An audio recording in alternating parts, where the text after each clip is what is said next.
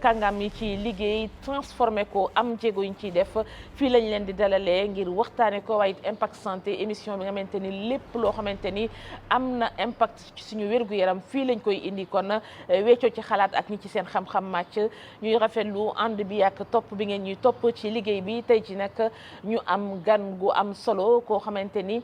ci wàllu science kenn dootu ko présenté mu di personnalité publique waaye it personnalité institutionnelle scientifique professeur Aminata Sall Diallo moom la ñuy dalal tey jii professeur maa ngi lay nuyu. Ngoné maa ngi lay fay. On vous remercie vraiment ci dalal bi nga ñu dalal dans ce très beau jardin. Tout le plaisir est pour moi. Donc professeur Aminata Sall Diallo ni ñu ko waxee kon moom professeur le titulaire de classe exceptionnelle di kon jàngalekat ci université Cheikh Anta Diop gëstukat it ci faculté de médecine mu di ki nga xamante ni lu toll ci ñaar fukki at ak juróom 25 ans un quart de siècle moom moo yoroon programme bi coordonné di xeex lépp lu jëm ci wàllu hépatite fii ci Sénégal ay weer ci ginnaaw kon la jébbal lenge yi beneen naataangoom ma koy laaj bu njëkk bu am solo professeur boobaak léegi noo def. Tout va bien alhamdulillahi rabbil alamin. Bon, je pense que ni rendre grâce à Dieu parce que boo liggéeyee j'ai 39 ans de carrière derrière moi dont 25 ans pour la lutte contre les hépatites. Et wax dëgg yàlla là ce n'est pas une fin de carrière parce que j'en débute une autre je pense que ni expérience bi ñu capitaliser ci àdduna ci fii ci Sénégal mën nañu ko mettre à la disposition des gens ci ay at yu bare moom la ñu ñaan yàlla donc vraiment peut-être retraite yi sur le papier mais je pense que ni début de carrière pour beaucoup de choses. Donc c'est pas un moment de repos, de réflexion, on est déjà sur de nouveaux projets. On est déjà sur de nouveaux projets. Ça fait déjà un certain nombre d'années qu'on est engagé sur d'autres projets, mais de nous daan cumuler, mais joxe na quand même priorité tout ce qui était santé publique. Mais léegi ñu ngi ci leneen. yaa ngi ci leneen wax nga ko léegi 39 ans de carrière pour revenir un peu si ce parcours CV bi dem xam naa bu ñu ko doon teg day jël temps wu émission bi rek mais très rapidement professeur ni ñu ko waxee jàngalekat nga faculté de médecine ci wàllu physiologie lan moo la dugal faculté de médecine nga tànn branche physiologie on n'en parle pas souvent. waaw lii tax. ma choisir physiologie lu simple la xam nga man bi ma paree sama doctorat dama def beaucoup de spécialisation bactériologie virologie hématologie biologie cellulaire ay diplôme bu ma ko mënee tënkee noonu et je pense que ni la physiologie day regrouper loolu yépp mu nekk une seule entité physiologie mooy fonctionnement organisme nit nan la organisme nit di fonctionner pour nga mën a comprendre physiologie bu baax a baax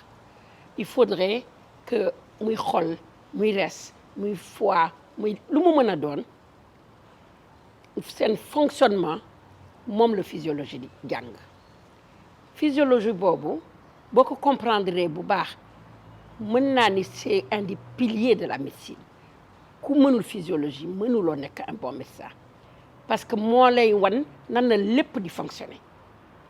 de ce fait bu amee dysfonctionnement mooy pathologie mooy maladie pharmacologie ñoo appliqué aussi système boobu pour corriger les dysfonctionnements donc physiologie moo ëmb lépp c'est le point de départ de tout boo ko comprendre je pense que ni doo mën a xam li médecine. kon les étudiants avaient du boulot ak yow doo boo ko comprendre moom. waaw du sotti. du sotti. professeur ni ma ko waxee faculté de médecine mais il y a eu certes des moments décisifs dans votre carrière boo si doon wax tey lan nga ñuy wax si sa carrière yu la si marqué. alors je pense que ni la lutte contre les hépatites man dama demoon à l'Institut Pasteur de Paris. foofu laa defee sama thèse science sama doctorat science j'ai passé beaucoup de temps sur les hépatites ma seet réellement mais man li may jàng li may gëstu ci hépatite yi boobu ba léegi lan laa mën a def pour mon pays ma nekkoon hôpital Boujon doon fa def sama spécialisation en hépatologie bi ma paree ñu ni ma mais toogal nga liggéey fii affaire boobu xaw ma perturbé ma ni leen non man il faut ma ñibbi sama dëkk ñu ne ma mais boo ñibbee sa dëkk xëy na jumtukaay yi ngay am fii doo ko am foofu ça va être compliqué man leen mais dinaa fexe lii ma capitaliser fii ma mën ko def suñu dëkk ma ñëw rek daal di seeti le ministre de la santé booba Assane Diop moo fi nekk ma ñëw expliquer ko lan mooy importance hépatite ravage yi muy def ci biir dëkk bi sur le plan épidémiologique réellement le nombre de personnes yi mu concerné expliquer mu ne ma loo bëggoon ma ne ko lu ma bëggoon mooy teg benn programme un programme national pour xeex hépatite yi. C'était en quelle année exactement? On était en 1998 bi ma ko waxee loolu mu ne ma li nga wax de wax dëgg yàlla je pense que ni am na solo mais li nga wax xaalis bi matewu ko fii noonu laa ma dem ak un peu de frustration et en me disant bon man ñëw naa je pense que dinaa xeex pour que ñu mën a def teg un programme national et cetera mais ni ma ministre bi. Est-ce qu'ils ont réellement compris? waaw mais mu découragé wu ma nag ma dem seeti président Diouf boobu temps Abdou Diouf moo fi nekk bi ma demee ma expliqué président Diouf ma ni ko man lenn rek moo ma indi wax la ni tey que tu as des millions de Sénégalais qui sont concernés par une pathologie pour te dire que dans 15 ans 20 ans beaucoup de ces gens-là dinañ def cirrhose dinañ def cancer du foie kooku ku mu teewul nelaw en tant que chef d'État loolu dina ma jaaxal te fii amuñu dara lu ñuy def contre les hépatites dans ce pays gis naa le ministre de la santé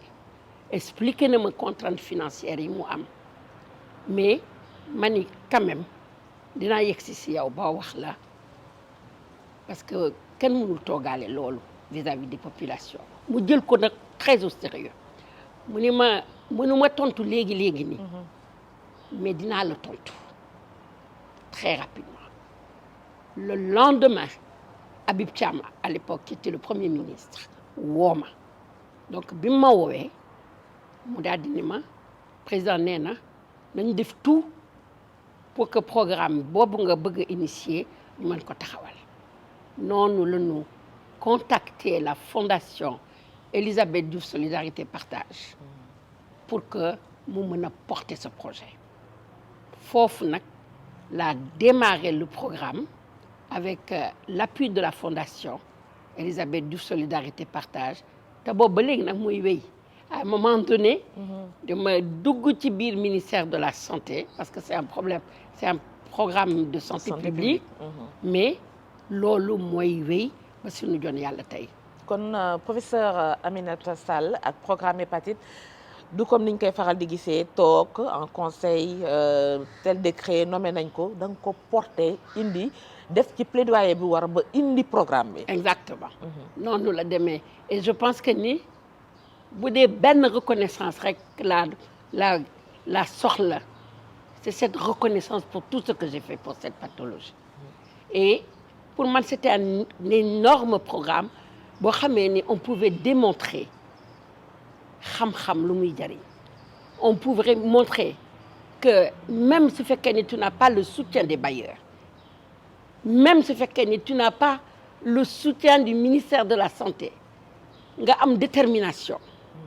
dem ak say moyens dem ak say ndimbalu sa ay scientifique et cetera qui veut peut c'est ça que je voulais démontrer ñu teg ko fii nag di ko dawal pendant 25 ans def ci lu bari nag. donc kooku moom lu ma neex la dans ma carrière bien que def naa beaucoup d'autres choses. dinañu si ñëw di ko dawal ni nga ko waxee yaa ngi wax sànq benn date référence 1989. mais bu ñu remonté 98 bu ñu remonté ay at ci ginnaaw hépatite dafa nekk loo xamante ni sa loxo mosu ci jóg ak sa ñoo xamante ni am nañu xam-xam bi ci wàllu woowu. waaw xam nga. on dit même depuis 1975 ci wàllu xeex boobu. waaw parce que programme hépatite bi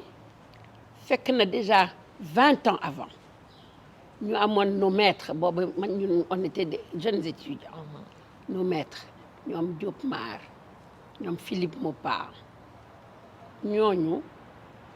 nekk ci xeexu hépatite mais li ci gën a ràññee ñaari yëf la pour la première fois dans le monde équipe bu Dakar boobu moo wane ni filiation bi am entre hépatite cirrhose cancer du foie muy benn. la deuxième chose loo xamee ne xëy na nit ñi xamuñu ko vaccin hépatite fii lañ ko defaree essais vaccinaux yi c'était fii à Niakhar. les tests yëpp fii lañ ko defee ba ñu dem ba nga xamee ni trouvé nañu ko ñu daal di koy vulgariser commercialiser ko dans le monde ñun ñi nga xamee ne ñoo doon cobaye yi mujj ñu ci mën a jot. loolu tax keroog ba ma jëkkee indi vaccin fii ci Sénégal dama dem ñàkki waa Ñaaxaar pour delloo leen njukkal parce que ñoom ñoo nekkoon li cobaye pour toute la communauté internationale parce que fii lañu doon defee les essais vaccinaux. donc le Sénégal a été pionnier quand même ci xeex hépatite. plus que pionnier def nañ ci lu rëy que ce soit filiation bi que ce soit vaccination bi turu Sénégal kenn mënu ko dindi ci loolu. est-ce que professeur ni nga ko wax sànq tout à l'heure yaa ngi koy évoqué reconnaissance ci liggéey boobu est-ce que nit ñi xam nañ comment en fait le Sénégal la communauté les professeurs vous vos maîtres vous êtes mobilisés pour que tey fi ñu yegg ci xeex bi ñu yegg ko. non xamuñu ko ndax lu ci gën a bari sax mën naa ne c'est lié à ma propre personnalité xam nga Ngoné dama yaakaar ni boo jëndeeg yàlla bay yàlla fay la ku jëndee ak yàlla bay yàlla fay la defuma ko woon pour man defuma ko woon pour tur defuma ko woon dama bëggoon régler un problème de santé publique tàllal yàlla sama loxo ni ko loo ma jàppalee ma jël donc j'ai toujours refusé d'en parler ou bien mu nekk un truc boo xamee ni pour sama promotion la tey je peux en parler parce que j'ai 25 ans de recul mën naa raconter l'histoire des hépatites ici au Sénégal mais ba ma ca nekkee dëgg mënuma ci woon wax plus que li ma ci defoon je ne parlais que de la maladie. vous êtes concentré sur la maladie la lutte sur le terrain maladie boobu professeur hépatite si ki nga xamante ni mi ñuy déglu le sénégalais lambda bu ñu nee hépatite lan lañ si mën a jàpp dañu naan ay A B C D E c'est quoi les hépatites. hépatite yi lépp lu njëkk woon a wax mooy feebaru res la te res mooy usine suñu yaram day produire ay cholestérol day produire ay vitamines day lu bare res moo koy produire ci suñu organisme feebaru res boobu li koy joxe dafa bari mën na doon ay garab ñu ne hépatite médicamenteuse mën na doon ay virus boobu moo ci ëpp virus yooyu ngay dégg A B C D hépatite yooyu ngay dégg virus la moo koy joxe mooy virus A virus B virus C virus delta virus E ba tey ñu ngi ci sax virus G moo ci ëpp nag itam solo ci nombre de personnes concernées yeneen hépatite yi lu xaw a néew la yoo xamee ne ay médicaments mbala yooyu koy joxe mbala ay hépatite toxique barewul comme noonu li ñu gën a préoccupé mooy hépatite virale yi te ci biir hépatite virale yi bi ñu ci gën a préoccupé mooy hépatite B. pourquoi lu tax. parce que boo jëlee hépatite A presque 100% Sénégalais yi am nan ko dafa nekk loo xam ne ni du la tëral day wér bu ko defee du indi benn complication. hépatite B problème bi mooy dafa am ñoo xamee ni dañ ko amee seen yaram pendant ay at feebar bi du dem bu ko defee muy yàq di yàq ba ñu nekk li ñuy waxee hépatite chronique boobu mooy dem di évoluer ba mën na nekk cirrhose mbala mu gënati sore loolu di évoluer ba mu nekk cancer du foie donc xam nga kooku problème bu rëy a rëy la ndax boo jëlee cancer du foie kese. problème la tey professeur. cancer du foie. cancer waxee souvent buy yegg si fekk na y a plus rien à faire. waaw alors que yaa ngi naan des années derrière. oui mbir maa ngi fi. et c'est le premier cancer de l'homme. cancer du foie dafa bari ñi ngi wax cancer prostate ñi ngi wax cancer du sein ñi ngi wax hépatite li muy joxe ci cancer dafa bari te malheureusement yee sax ñu ëpp ñun c'est très difficile boo xasee yegg ci stade boobu dana jafe donc il faut nga gàttandu ko bala mu yegg foofu donc hépatite B loolu mooy gravité am mode évolutif am di jëm ba ci cancer et foog ñu xeex ko parce que cancer boobu boo ko xasee am fajam moom pexe barewu ci. Mais pendant toutes ces années quand même il doit y avoir des signes qui doivent nous alerter si nit ki moo gën a bari tey lan moo ñu war a mën a bàyyiloo xel ci hépatite yooyu. xam nga hépatite boobu loolu it beneen problème la dans 90% des cas du am signe. y a que dans 10% des cas la ñuy gis signes yi te signes yooyu mën na nekk bët yi mais dafa mboq. xam nga comme signe payis bët yi mboq mbala mu am tégument yi wey mbala muy bu demee ci toilette buy saw nga gis ni saw yi dafa mel na Coca-Cola yooyu mën na am itam fatigue bu bari asthénie mbala mu am ay troubles digestifs yoo xam ne day montrer aussi ni que ni kii xëy na mën na nekk hépatite mais ci gàttal signes yooyu du feeñ te itam du loo xam ne ni mën nañ ko xool nit ki rek ni ko yow da nga am hépatite. donc bu ñu xaar ay mandarga. waaw bu ñu xaar ay mandarga il faut que ñu dem defi dépistage. def ay prélèvement sanguin ñu mën da wax ni yow da nga ànd ak doomu jàngoro bi mbala ànduloo ak doomu jàngoro bi. donc xam nga te fii ñun du tellement suñu culture nga yeewoo rek naan damay dem dépister ji damay seet sama yaram. donc loolu c'est un des facteurs yu tax mu law bari en dehors des modes de transmission également boo xamee ni c'est très répandu. donc on peut dire que défi yi xëy na changé na entre tout au début bi ngay ñëw ci programme bi il y a 25 ans derrière ak tey jii nga xamante ni jógee nga fa. au début c'était quoi la difficulté carrément dans cette lutte. la difficulté bu rëy la woon parce que déjà il fallait que nit ñi xam lan mooy hépatite sensibiliser les populations.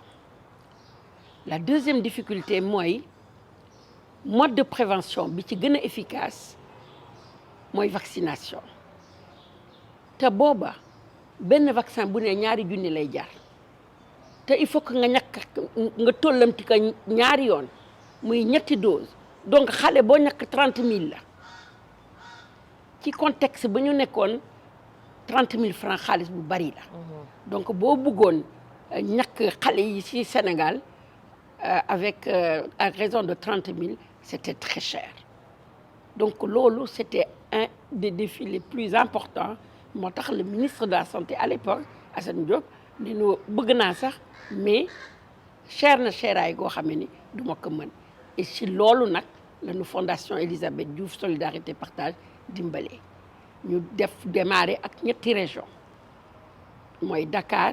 Thiès et après ñu dem Diourbel après ñu continuer waat yeneen ñetti région noonu lañ defee en 3 ans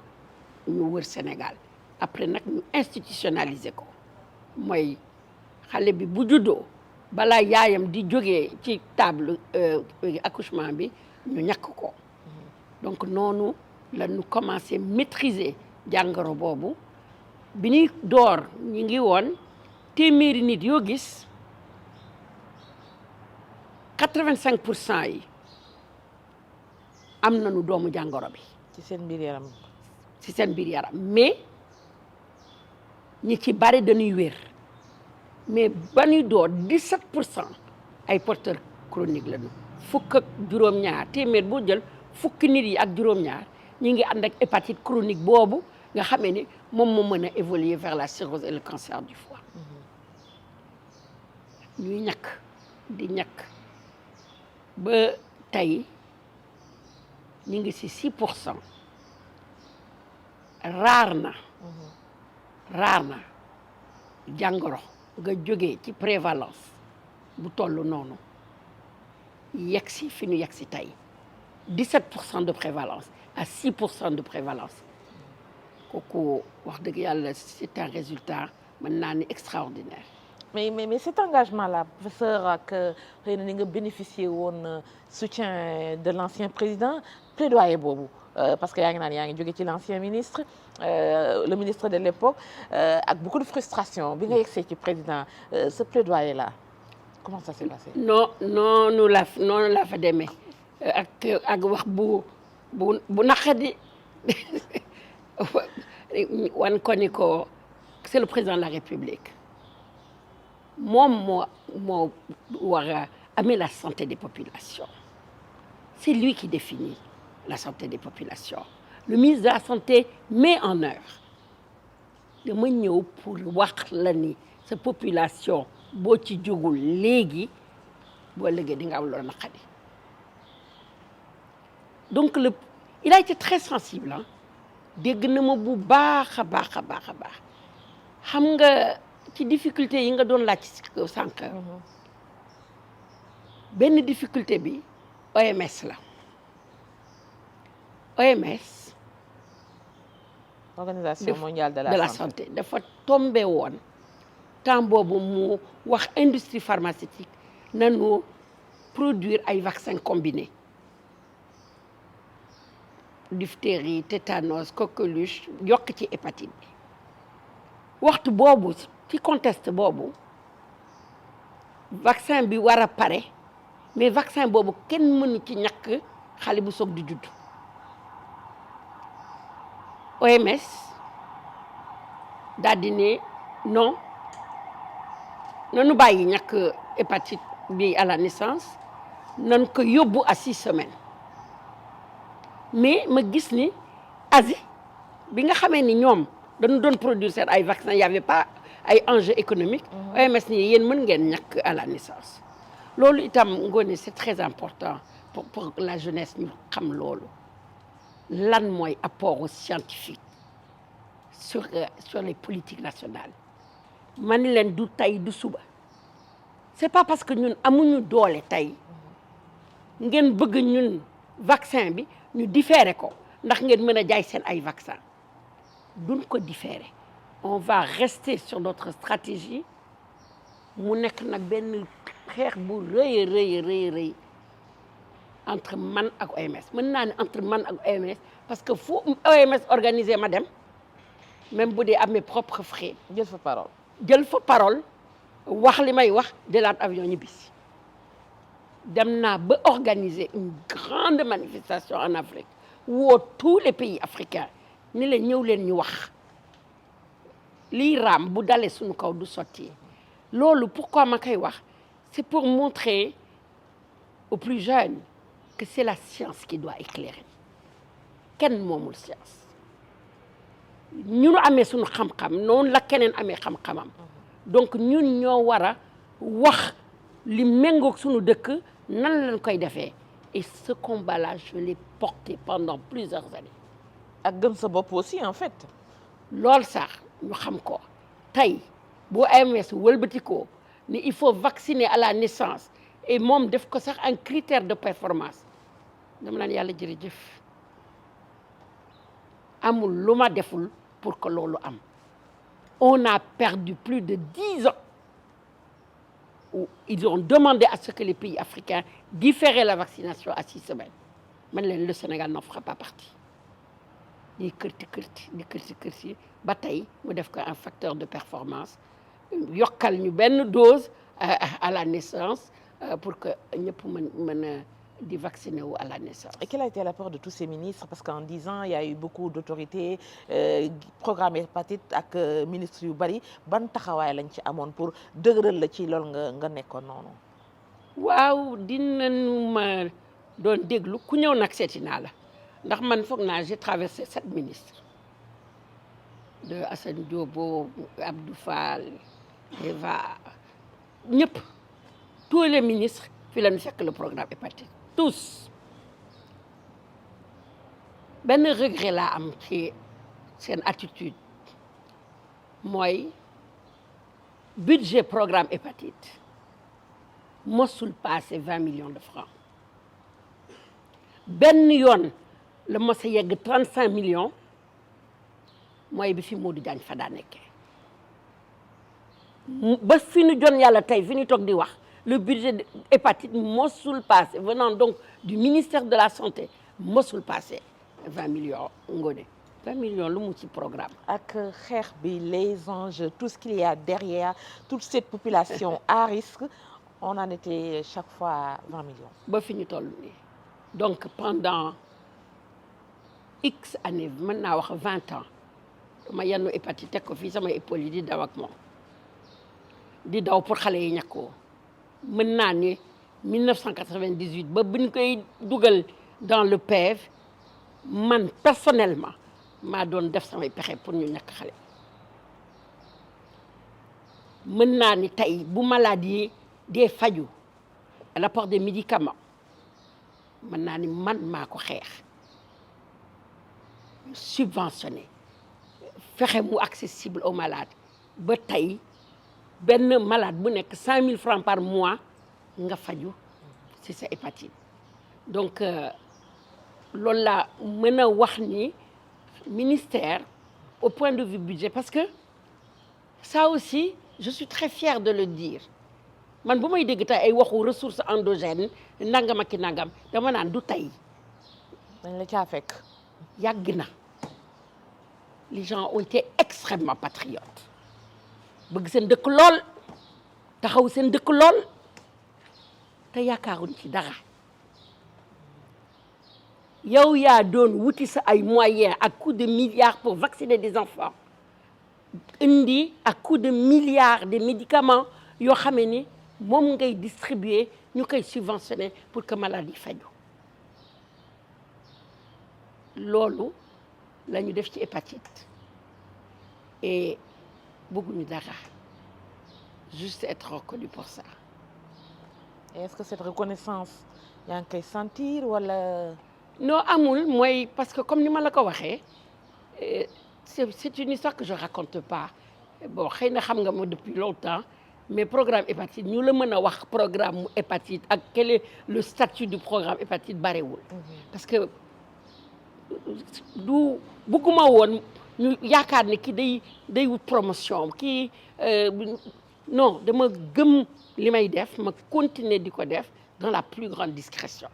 sant ci yàlla. Est-ce que c'est pas un peu décevant aussi parce que vous avez fait énormément de choses comme je dis déjà pour programme bi taxaw wuti partenaire donc ñu bari gëmuñu ko au niveau des partenaires même comme vous dites l'OMS ci yenn position yi les autorités aussi en termes de ressources est-ce que tout cela après 25 ans c'est pas je vais pas dire que c'est pas un peu décevant parce que vous avez fait beaucoup de choses mais peut-être xëy na bëggoon nga mu demee neneen. non parce que les résultats parlent à notre place xam nga.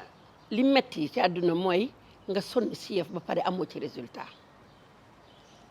mais dama ci sonn yàlla dugal loxoom may ma ci ay résultats boo mënee taxaw yow une pathologie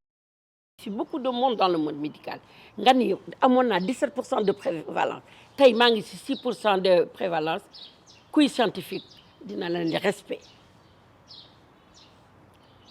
tey nga fexe ba garab boo xamee ni amu fi nga fexe ba indi ko ci biir dëkk bi ba nit ñi mën a faju ba nga xamee ni des gens yu nu buñ leen bàyyi woon xëy na tey dinañ am cirrhose wala dinañ am cancer du foie tey alhamdulilah on a des milliers de malades qui sont sous traitement qu'on a récupéré tey ñi ngi dépister nit ñi ku ñëw ñu dépister la bu fekkee ni da nga ko am ñu teel ko gàttandu def lépp lu ñuy war non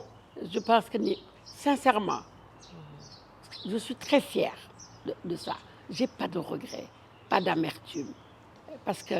li taxoon nga def ko mooy pour sa population pour dimbali maladie loolu yàlla may na la ci ndam luy mer jarul mer moom sant yàlla mais yaa ngi koy wax professeur 6% en termes de prévalence jóge 17 ba 6% donc beaucoup d'acquis en termes de traitement aussi loo xamante ni dugal nañ ko fa mais bu ñu doon xool le nombre de malades aujourd'hui on est à combien et puis dépistage bi fan la toll au niveau de la population générale parce que maladie bi mi ngi lor encore ay nit fan la toll ci dépistage bi. alors dépistage bi. Je pense que nous devons dépister au niveau population générale. Pourquoi? Je m'explique. Parce que nous savons que l'hépatite B, les populations à risque. Nous devons nous focaliser sur les populations à risque. Parce que si on fait dépistage en population générale, nous devons dépister nous barré nous savons que et après stratégie bi avec les moyens financiers d'autres codiars. C'était pas opportun, donc on cible. Donc voilà, nous avons ciblé. Mais si nous avons les cibles, il faut faire un travail. Parce que quasiment, même les étudiants qui sont en cours de formation, ils doivent les dépister avant que nous soyons à l'hôpital. Tout ce qui est population à risque aujourd'hui, le personnel de santé. Personnel de santé, on a fait une campagne sur l'ensemble du territoire national pour que ku nekk personnel bi nga xam lan mooy ce statut. Pourquoi c'est important? Ouais, c'est important parce que boo nekkee personnel de santé yow tu es à risque malade bi mën na ñëw am hépatite bi yow jëluloo précaution yi war ba yow nga à partir du malade mu wàll la mais le risque aussi c'est du personnel vers le malade yow boo nekkee porteur te xamuloo ko nga am yenn gestes yi vis-à-vis de malade nga contaminer malade xam nga loolu mooy safara buy jur jàngoro yow da nga doon ñëw hôpital pour faju yow nga jëlee hôpital loo xamee ni baaxul mais boo xamee ce statut xam ni man ni kat porteur la di nga mën a fagaru ba yow doo wàll malade bi donc on a foofu moom on a fait le tour du Sénégal pour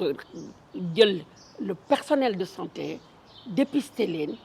ku nekk xam ce statut boo xamee ce statut ba pare ñi ci feebaroon ñu démarrer seen traitement pour réellement mën leen dimbali ñu bañ a mal évoluer donc je pense que ni ça aussi ça a été quelque chose de très très positif dans la lutte contre les hépatites. Et les autres populations à risque tey jii. Toutes les populations à risque jël nañ leen. dépisté nañ leen mooy xam nga hépatite c'est une MST c'est une maladie sexuellement transmissible donc toutes les poches yi nga xamee ni tey dañu am ay contacts sexuels dem nañu foofu. Le personnel de santé je viens d'en parler le personnel même en cours de formation man j'ai été marquée dans ma carrière par une étude boo xamee ni que j'avais fait en odontostomatologie ñuy suivre benn cohorte étudiant booba temps Charlotte Fati j'avais fait cette étude avec Charlotte Fati étudiant bi en première année amu ko bala muy génn ñu testé ko fekk mu am ko ça veut dire que ni pendant son apprentissage ca la jëlee feebar bi il y a beaucoup de médecins aujourd'hui qui sont positifs et qui sont suivis depuis des années et ñu ci gën a bari ñu ngi ko jël ci bi ñu nekkee étudiant muy law ak ñoom ba heureusement que tey am nañu ay garab yoo xam ne mën na ko faj et mën na ko contrôler bu baax mais sinon ça allait compliqué et je fais vraiment le focus sur les étudiants en cours de formation. C'est important que ñu ñàkk leen. Comme maladies sexuellement transmissibles, bon ñi nga xamee ni on les appelle les travailleurs du sexe. Bon, je m'excuse de le dire comme ça. ñooñu itam sont concernés par lu ñu def. Les hémodialysés yi nga xamee ni tey ils sont porteurs dañ leen di transfuser lu bari donc di leen defal deret bu bari ñooñu ils sont exposés. Les donneurs de sang yi nga xamee ni obligatoirement amul fii ci Sénégal benn donneur boo xamee ni seetuñu la hépatite B ak hépatite C parce que boo jëlee deret boobu am hépatite nga transfuser ko beneen malade wala nga ko feebar kooku yaa ko jox feebar bi. Ça nous ramène, professeur, rapidement sur les moyens de transmission. yaa ngi wax population en risque maladie sexuellement transmissible mais moyen de transmission ci ki nga xamante ne mi ngi ñuy déglu xëy na amul benn xam-xam ci wàllu médecine hépatite su koy jàpp tey jii rapidement junj nga ko ci début bi hépatite ak naka lañ koy wàllantee. fii ci Sénégal parce que loolu itam il faut ñu contextualiser ko fii ci Sénégal. bi wàllante bi ci gën ëpp mooy bi yaay ji di mucc deretam moom bu am ko mu jox ko doomam transmission verticale lañ koy wax jigéenu wérul bi mucc jox ko doomam transmission horizontale mooy ay boo nekkee xale ngeen di foo par exemple gaañu kii am ko ci deretam yow sang bi laal la parce que hépatite nag dafa résistant virus bi mën na toog lu yàgg ay at ay mois di dund bu la laalee c'est 10 fois plus infectieux que le virus du sida clairement ça a été démontré partout nga amee tey jii brosse à dents brosu yow am nga hépatite nga teg sa brosse keneen ñëw jël sa brosse mbala ñii amee rasoir ñu watu ak rasoir bi changé wuñu lame bi ñu wat keneen fekk am na sang bu laal rasoir bi yooyu yëpp la ñuy wax transmission horizontale mbala ñu doon jàmmu siiñ avec des aiguilles qui sont pas stériles mbala ñu piqûre injection yi loolu tax ñu changé léegi kenn dootul piqûre di récupérer seringue yi di ko baxal parce que virus hépatite même à cette température day continuer di dund looloo tax ñu bàyyi stratégie yooyu et le sang par la transfusion parce que benn goutte de sang mën na infecter mën na la jox ay millions de particules donc vraiment loolu itam Sénégal am ci taxawaay bu wér parce que 1982 la ñu commencé dépister ñii nga xamee ni c'est des donneurs porteurs chroniques bu nu ñëwee joxe deret ñu saytu ko gis ni dafa am hépatite B dafa am hépatite C ñu teg ko fee donc récuser du don donc fii sécurité transfusionnelle wax dëgg yàlla am na fi bu baax a baax parce que du tay la door yàgg na fii donc mode de transmission bu mujj mooy transmission sexuelle donc lépp luy liquide biologique mu nekk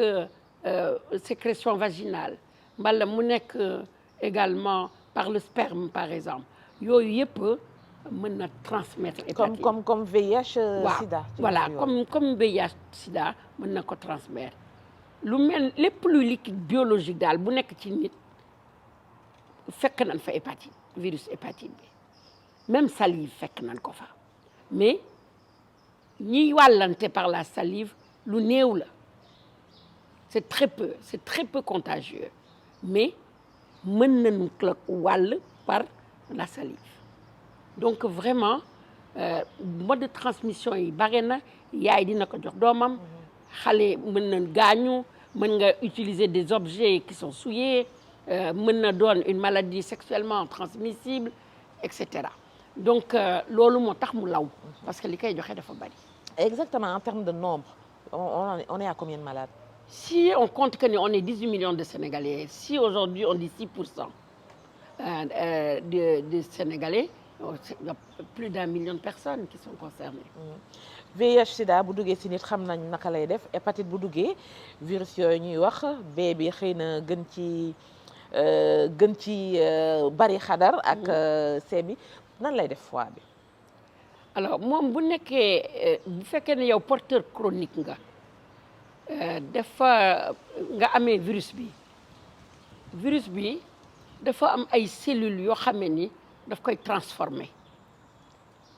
ñu perdre déjà pouvoir bi ñu am si di produire li ñu war a produire te wax naa la ni foie mooy usine organisme lu bare si sunu organisme foie moo koy produire mais cellules yooyu muy changer dañuy dem ba dootuñu nekk cellule normale moom la ñuy wax nag moom mooy indi cirrhose parce que cellules remaniées yooyu ñooy multiplier te fonctionner luñu pour jox la ay ferñeent mais par contre dañuy produire lu mel naka ay collagène mu dem ba foie bi mel naka élastique moom ñu naan ko cirrhose dur mel na xeer ñu naan cirrhose mais muy continuer mën na law ba nekk léegi cellules yooyu nécrosé indil la li ñuy wax cancer du foie. cancer bu métti. oui waaw. et en termes de traitement tey jii wax nañ ci dépistage bi wax ci signes yi traitement bi dans les acquis tout à l'heure yaa ngi koy évoqué ci loo xamante ni médicament la tey jii malade yi di ko jëfandikoo fan lañ toll dernière recherche yi est-ce qu'on est sur les derniers traitements comme partout ailleurs ou bien fan lañ toll. tout à fait je pense que ni yàlla dimbali nu benn garab la ñu am mooy le tenofovir garab pour hépatite B bi garab boobu aujourd'hui dina permettre 90% des malades mënuma wax ni ñu wér mais dootuñu amati benn loraange bu jóge ci virus bi noonu laa ko mën a waxee parce que on n'a pas suffisamment de recul pour dire que les gens sont guéris loolu. mais par exemple da koy neutraliser en fait. waaw virus bi day wàññi dégâts yi virus bi di def xam nga li ma wax donc virus bi dootul mën a yàq même bu ne mi ngi ci sa yaram dootul mën a yàq noonu lañ ko mën a waxee donc mënuñu wax guérison ni wér na péng parce que pour ñu mën a wax guérison mooy am na clearance virus bi nekkatu fa mais dina permettre vraiment nga contrôler pratiquement ba 90% des malades yu koy jël wax dëgg yàlla mi ngi ciy def ñu féex am même espérance de vie que tout le monde et cetera alors que seen risque boobu c'était un risque important avec une espérance de vie bu suufee. ñu wax ci taxaw parce que bu ñu gisee ko am cancer foie méthode bi nga xamante ni dina ko dund charge bi ci famille bi ci moom loolu dafa war a tax tey ci ku nekk mobiliser wu professeur bu ñu amoon lu ñuy def pour aspect yooyu nga évoqué léegi en termes de prévention de dépistage de traitement pour améliorer tout ça après 25 ans au programme qu'est-ce que vous nous diriez? Bon, je pense que ni on a bénéficié d'un engagement fort, hein? Mais cet engagement fort est un engagement privé, soutenu par des gens yoo xam ni itam une fondation essentiellement. Tey il est temps que le gouvernement dugal ci loxoom bu baax d'autant mieux que yeneen pathologie yu ci bare yi ñuy wax tey des maladies du Fonds mondial mais Fonds mondial ñi ngi leen di jox xaalis et j'espère que ni dinañu arriver ci loolu que le ministère de la santé mën a jël en charge réellement ce programme très sérieusement def li ko war ba loolu mën a jëm kanam. C'est ma seule crainte, Ngoné. C'est ma seule crainte. Et la question que je me pose tous les jours, moi, j'espère que ni lii ñu fi def ministère maa doon daw di indi di teg di ministère dina ci dugal loxoom parce que nag wóor na ma ni li ma nangu kenn du ko nangu programme bu amul budget programme bu amul oto programme bu amul essence programme bu amul personnel programme bu amul dara yow yaay daw di wuti di indi c'est ça la vérité. est-ce que gars yi jàpp ñu ne programme professeur la ñu baal la ko seetaan ko. mais pour man c'est ça hein. Bon man c'était une initiative que je lançais boo xamee ne je voulais vraiment que le ministère de la santé mën a approprier wu et puis mën a dugal loxoom soutenir ko par des ressources yu nu am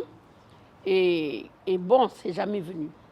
Donc est-ce que loolu mooy expliquer cette longévité foofu parce qu'on voit que les autres programmes ça bouge chaque ministre qui vient programme tuberculose lutte contre la tuberculose tabac fii paludisme ça change mais pendant 25 ans programme hépatite bi moom dañ ko bàyyi professeur rek toog di ko seetaan. waaw parce que je pense que ni ça aussi il faut ñu taxaw ci j'ai toujours refusé que ce programme soit un programme politique.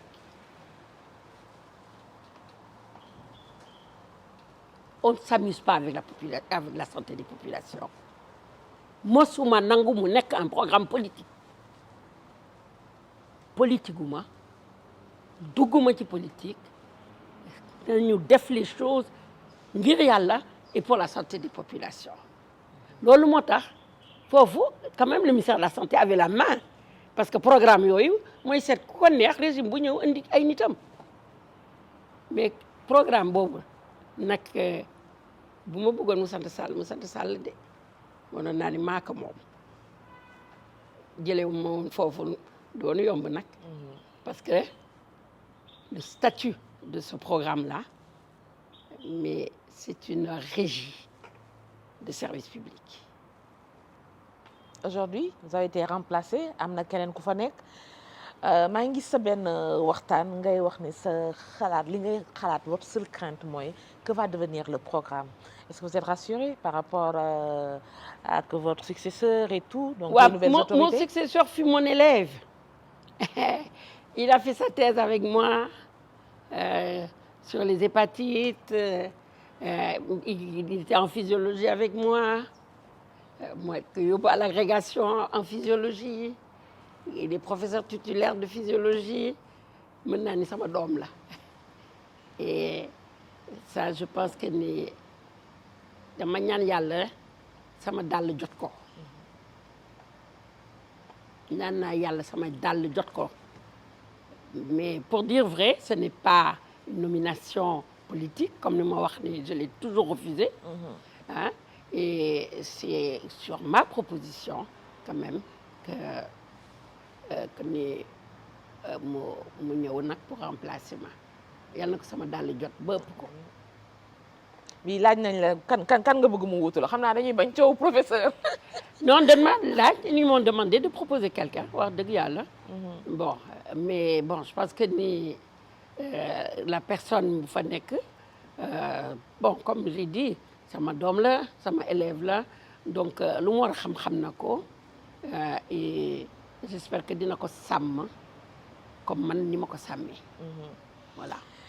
Il ne nous reste plus beaucoup de temps à l'endroit de la population askan wi ñuy xool tey jii li nga liggéey ci hépatite xeex bi nekkatul loo xamante ni dañ ci tergiversé wala ni ñu koy waxee ci wolof di ko laam-laamee 25 ans ak lu ko jiitu nga taxaw ba tey jii nga jël leng yi ni nga ko waxee jébbal ko koo xamante ni amaana ci wàllu xam-xam ci say loxo la jaar askan wi nga xamante ni nag moo taxoon ngay jóg boobaak léegi ba tey lu bari def nga ko ci wàllu liggéey bi am na lu des loo leen di wax ci nu ñu mën a def tey jii ba gën a jàpp ci xeex bi en termes de prévention wala si vous aviez un conseil à leur donner qu'est-ce que vous diriez? dañu dem ñu saytu seen yaram hépatite du koo xam ne dañ la mën a xool rek ni la da nga am hépatite dépistage bi daf ci am solo nañu dem dépister wu bu ñu demee ba xam ni dañu ko am ñoom nañu dalal seen xel xam ni léegi garab bi am na fi mën nañ leen jël en charge bu ko defee nit ñi mën a faju mais samay recommandation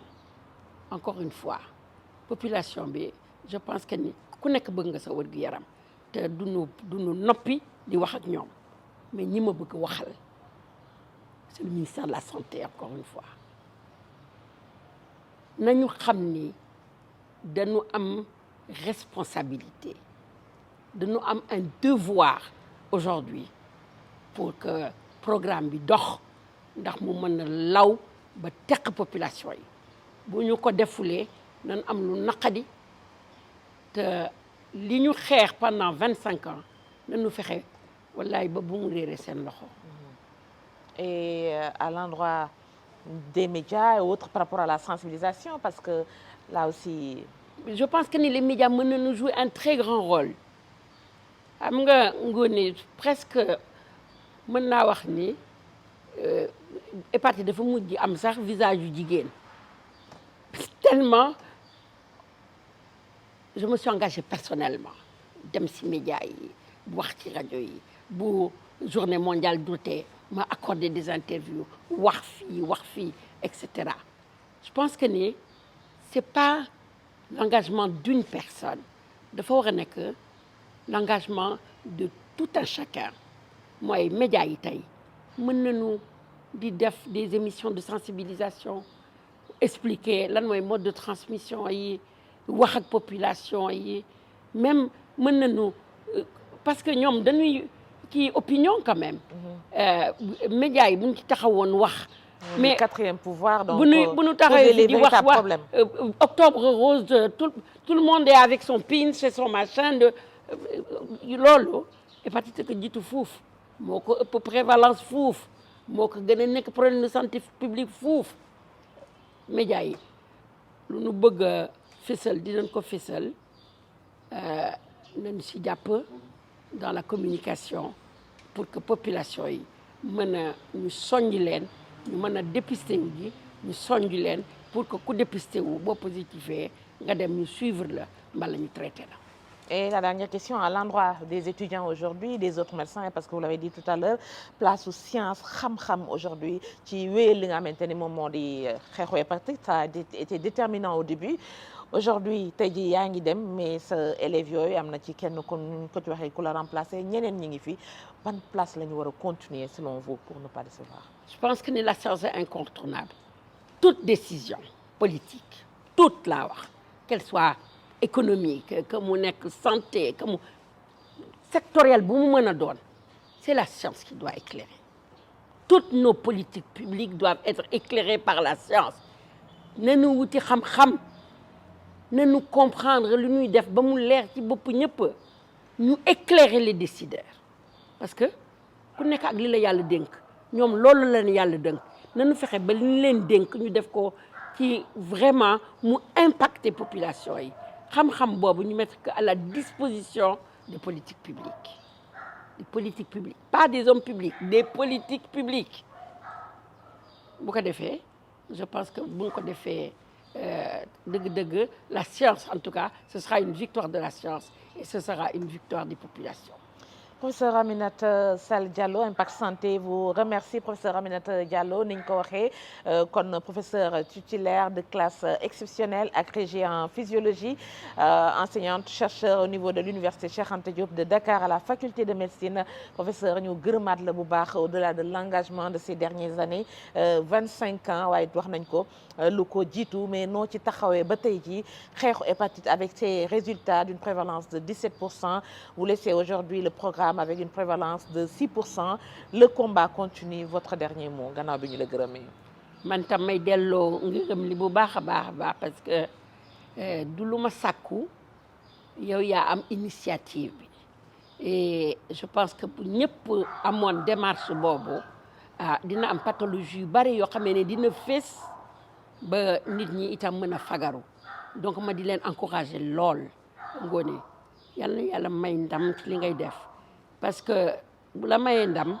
dana impacter population yi te loolu rek moo ñu tax a jóg ñun ñëpp ñaan na la yàlla may ndam ci loolu. Merci beaucoup professeur et beaucoup de réussite encore d'autres réussites par rapport à vos projets donc comme vous l'avez dit amul repos amul temps de réflexion on continue ñu lay ñaanal yow tamit fan bi gën a gudd xam-xam bi gën a yàgg nga gën a wér gën a taxawal askan wi comme ni nga ko defee boobaak léegi. Merci beaucoup, Ngoné. Merci beaucoup. Merci également à toute l'équipe qui nous accompagne. Et merci à vous qui nous suivez. C'était Impact Santé. On se donne rendez-vous dans 15 jours encore. Merci. À très bientôt.